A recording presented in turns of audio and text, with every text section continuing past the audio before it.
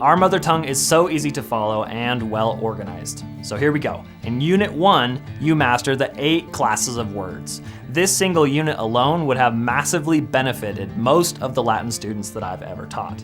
And of course, the English composition students as well. That goes without saying. And if you can list all 8 categories right now without Googling, prove it in the comments. In Unit 2, you focus on the sentence, subject, predicate, and then what happens when you add different words or phrases or clauses to a basic sentence structure. You also start to learn how to diagram sentences, which is one of the most helpful things for visualizing the individual parts of a sentence and how this part relates to that part, and this part relates to that part.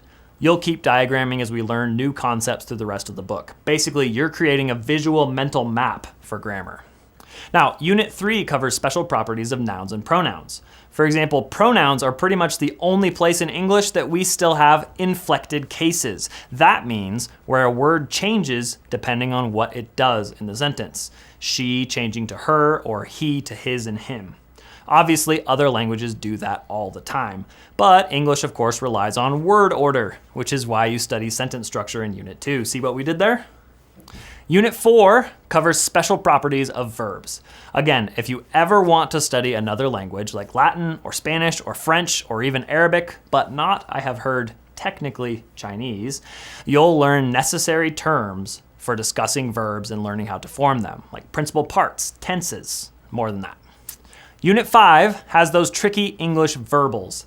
That's participles, gerunds, and infinitives.